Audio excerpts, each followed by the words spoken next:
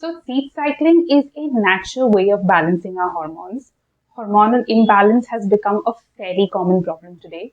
In fact, even at the clinic, I see so many females suffering from PCOD and PCOS. Even if you look at the statistics, almost 1 in every 5 women in India suffer from PCOD and 1 in every 10 women suffer from PCOS. That's quite common, right? When it comes to treating hormonal imbalances, there are a lot of factors that play a role, but seed cycling is an amazing naturopathic way to deal with your hormones. So in today's video, we will be discussing what exactly is seed cycling, what kind of seeds you need to include into your diet, how do you seed cycle, etc. So if this is something that interests you, definitely watch the video till the end.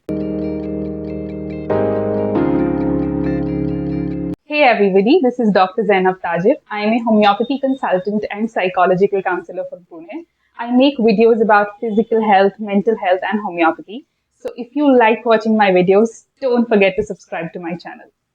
Well, let's quickly come into this.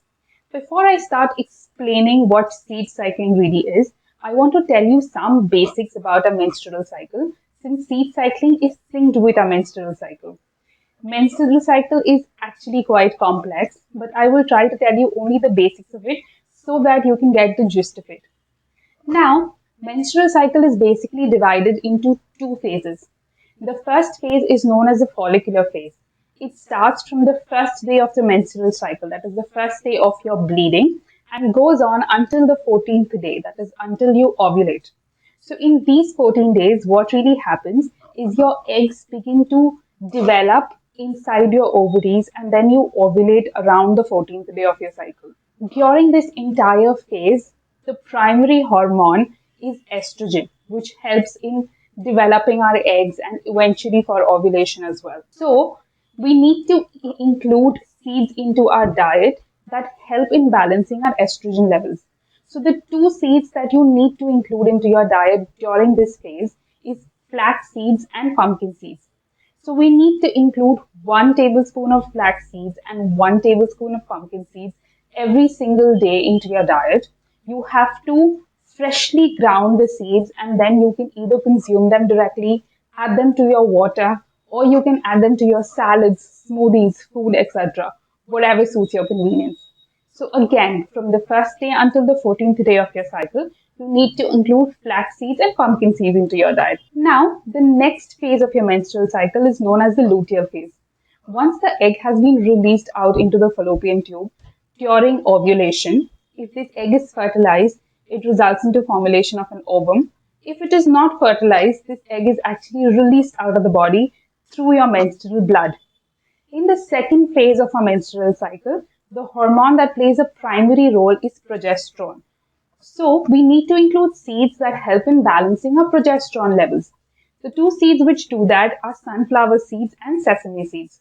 So again, we need to include 1 tablespoon of sunflower seeds and 1 tablespoon of sesame seeds into our diet every single day. These need to be freshly ground and you can either have them with water, have them directly, include them into your salads, smoothies, food, etc. So let me just give you a quick recap. From the first day to the 14th day, it's flax seeds and pumpkin seeds. And from the 15th day of your cycle until you get your next period, you have to include sesame seeds and sunflower seeds. Now I know we are talking about an ideal menstrual cycle here, which is of 28 days. But what will you really do if your menstrual cycle is not regular? So if you have irregular periods, if you miss your periods, if you don't get periods for months on an end. So in that case, what we really do is we follow moon phases. I know this might sound a little astonishing to you, but the moon generally influences female menstrual cycle since it has a strong gravitational force, like the way it influences our tides, right? So what you need to do is from the full moon to the new moon day, you include 1 tablespoon of flax seeds and pumpkin seeds into your diet. And from the new moon to the full moon, you again include sesame and sunflower seeds. The same logic even applies to women who are in the perimenopausal phase, who again have issues of irregular periods. For women who had their menopause, that is, they don't get periods at all, even they can include seed cycling into their diet because it helps reduce the symptoms of menopause in women. So it's a great way to include a natural way of healing to your body. Now you might ask me, are seeds only limited to hormonal imbalance? So no, seeds have a lot of other benefits. They are those superfoods that are charged with nutrients. They are rich sources of fibers, proteins, antioxidants, omega-3, zinc, magnesium, etc. They are extremely great for so many aspects for our health. So even if not for your hormones, these will provide you a lot of nutrients that are overall going to benefit you. So irrespective of whether you have a hormonal issue or not, sleep cycling is something that I would greatly advise you to include into your routine. I personally do it, I advise it to my patients, and all of them definitely benefit from it.